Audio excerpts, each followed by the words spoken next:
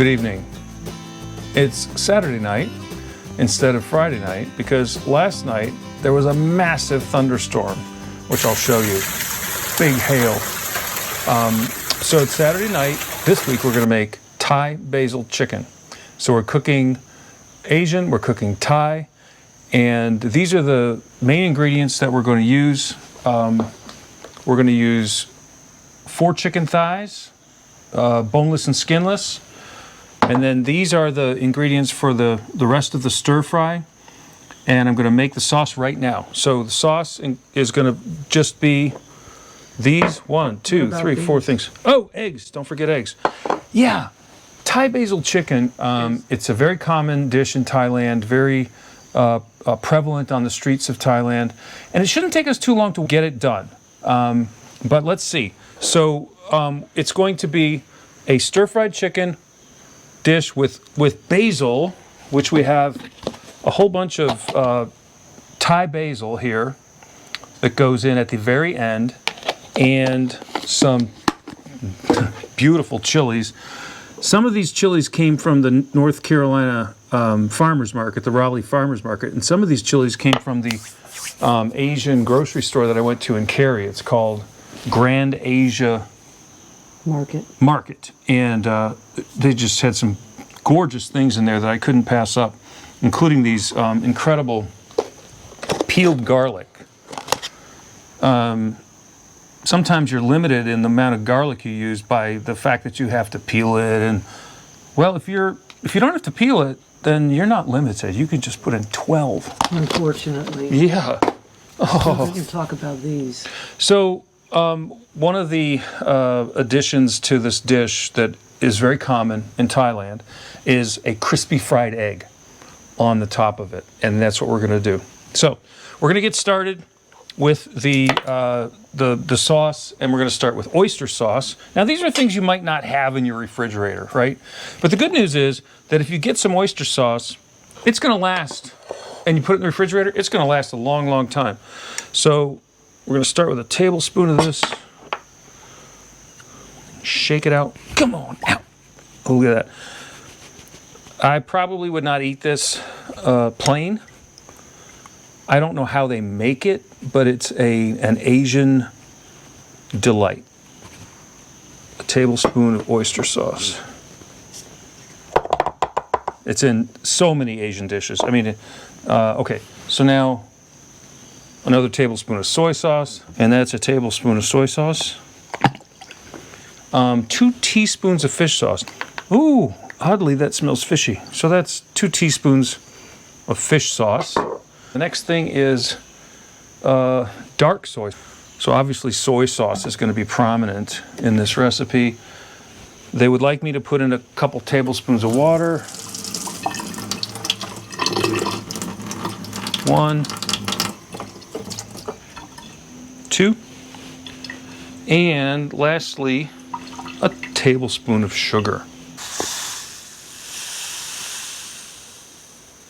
Okay, so this is the sauce that we're going to cook this in. All right, so I'm just using a wire whisk to make sure that the sugar's dissolved and everything in there is good. It smells it's very reminiscent of Thailand. By the way, we lived in Singapore. If I haven't mentioned that, we did live in Singapore for 2 years, and so the whole family was super exposed to Asian food. Singapore is a crossroads. It's an Asian crossroads, or a world crossroads even, of different cultures, and you can eat authentic Indian, authentic Thai, authentic Malaysian, authentic Chinese, and of course the different parts of China. You know. The Hokkien part and the Mandarin part, Taiwanese food. Did I say Indonesia? It's fantastic. So we were all exposed to that, and we love it. So every time, not every time, but if you have a big adventure, sometimes you want to buy a new piece of equipment. When I go hiking or backpacking or fishing, sometimes I just like to have one new thing. So the new thing for this adventure is a mortar and pestle. And we're going to mince or mash or whatever you want to say these chilies. And there's at least 3 different kinds in here. There's Thai chilies, There are serranos, and then there's this beautiful thing. This is called a white devil's tongue. And it doesn't look like a tongue anymore because I cut it up. And I don't think I can use all these. I think it'd be too many if I used them all. So I'm going to pick out about half of them, I would say. And, you know, I don't want to overdo it. I'd rather add pepper at the end if it's not hot enough for me than over pepper it and then have it be like your head explodes. That's just theoretical. That's never happened. So into here, into this pestle goes garlic. I probably don't need all the ones that I cut up. We'll just eat these raw. You probably don't. And then I'm going to punish them with this pestle. Now, since this is a new instrument for me, I've never used it before. I mean, I kind of get the idea.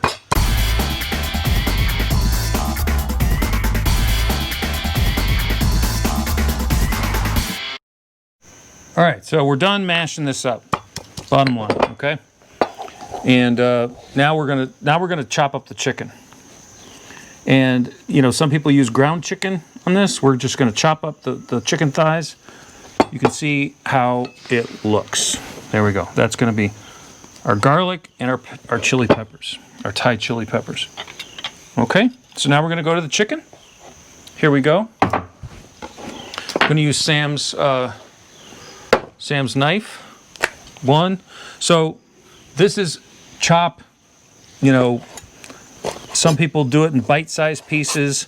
Some people do it in smaller than that. Like some people even buy ground chicken, and I'm just cutting it into these little strips. And then I'm going to go the other way, like this. So this is basically diced chicken, okay?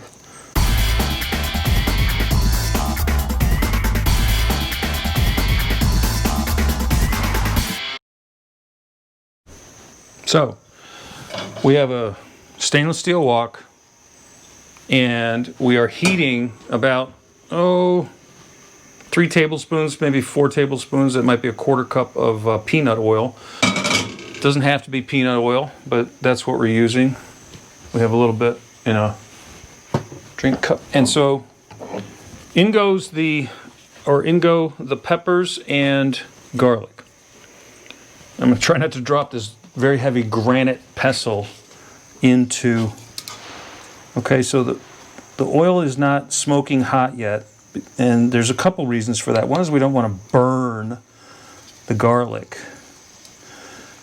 Now, if this works properly, I won't be able to breathe the smoke that comes off here. It will choke me because it's full of super hot peppers. One of the videos I watched on this said when the neighbors start to call you about the smoke and the that's coming off of your peppers cooking, then you know they're about ready to put the chicken in.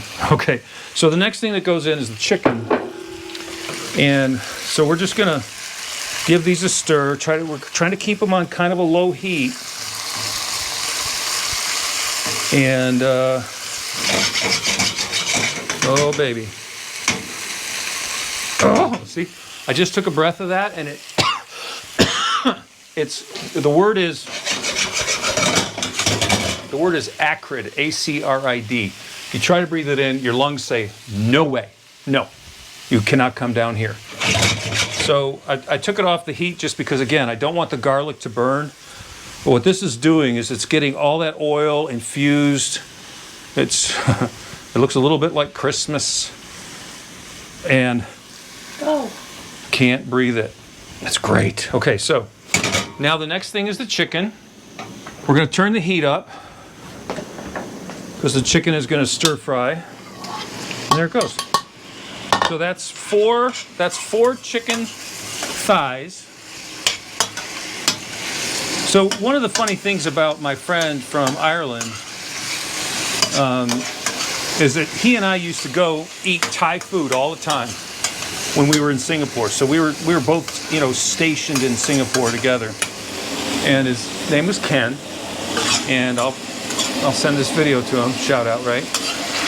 But the way Irish people pronounce TH, like you would say thigh, they say tie. Thanks, they say tanks, right? So Thursday, they say Thursday. But when we say tie, they say thigh. Let's go have Thai food. So Ken was one of the few guys I ever knew that would say, what are you doing Thursday? Let's go have Thai food. And I would just I would say the exact opposite. What are you doing Thursday? Let's go have Thai food. All right, so because this chicken is... Now, I don't think we can give any of this to Sherlock. I forgot to set aside some chicken that's not in the pepper, right? I don't think we can give this to Sherlock. We'll have to give him something else. Because, no. Chicken's looking done. Now we're gonna put the sauce in. We're gonna put this beautiful sauce we made in. Oh, we're also gonna put in these beautiful spring onions. Boom. We're gonna give those a couple stirs to just get them soft before we put the sauce in. Maybe 1 minute or so. Now, one of the differences I saw as I researched this, there are some people who make this with other vegetables. Like I saw one lady make it with long beans, you know, sliced up long beans, different onions, things like that. It's okay. You know, it's. I think from a Thai point of view, there's a classic street way to make it, and then there's, you know, however you want to make it, whatever you want to put in there. You could be creative, right? So those are green onions cut in about 1-inch sections and quartered into these little slices. All right, so now we're going to put the sauce in that we made. You may be thinking, where's the basil? Basil! Where's the basil? It's still in reserve. Here's what will happen is we'll put the basil in. We have to turn the fire off because the basil is most flavorful when it just gets folded in without the heat on. If you overcook the basil, whew, this looks so good. If you overcook the basil, it will lose its flavor. We don't want that. Okay, so off goes the heat. Okay, heat's off. I'm gonna count to like 10 just to let this, and it's ready for the basil. Now, this is Thai basil. The Holy Grail is holy basil. I hoped I would find it at the Asian market. I did not. So this is Thai basil. It's different than regular basil.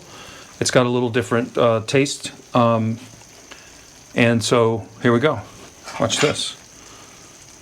Boom. Now, some recipes, that's about a cup and a half of basil.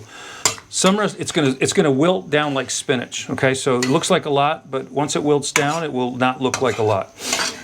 Some recipes, and it's mostly American people who say that you should slice the basil into, thin slices. But all the Thai people that I saw on YouTube making this did not slice it. They just threw it in leaf style. Now, did I add any salt? No. Why? Soy sauce, oyster sauce, fish sauce are all very salty. This is really fun. I would never make this without the egg. It's optional, but the way the Thai egg is made, it's crispy and it's made in hot oil. So what I've done is I've kept some of the remaining sauce here in this wok, and then I'm going to add some more peanut oil. This egg preparation is actually kind of semi-deep fried. So sorry about that noise. So the way they cook is they bubble in this hot oil. All right, so hot oil, 2 fried eggs. We're going to do 2 at once.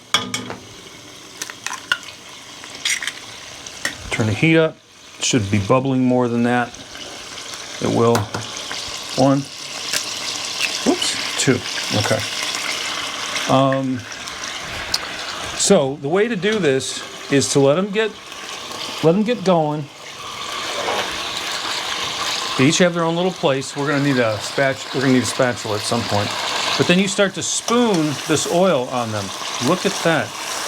Now I learned this. See how they're gonna be soaked. They're gonna be crispy fried eggs, and I'm cooking the yolk by spooning this oil on the yolk. And I'm doing a brilliant job of it. See that?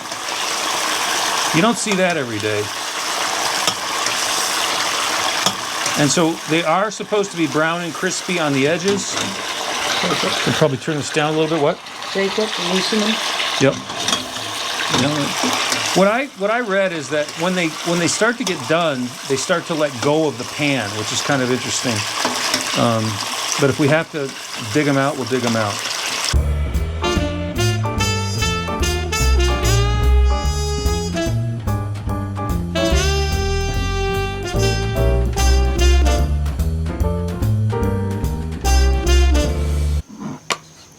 Look at this.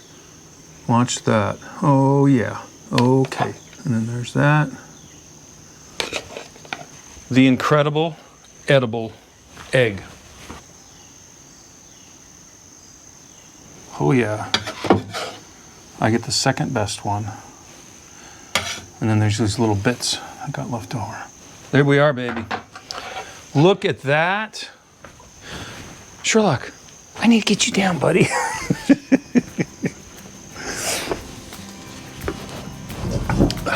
So, Thai basil chicken with a fried egg.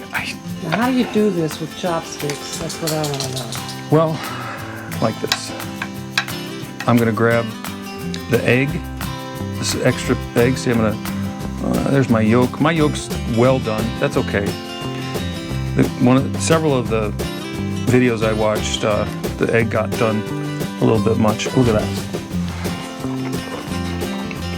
It's wonderful. I'm waiting for the spice to hit me. It usually takes a minute or two. Ingredients.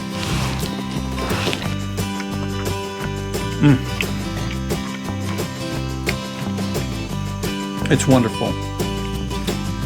Thank you for joining us. Try Thai basil chicken, and we'll see you next week. Love you guys. Bye.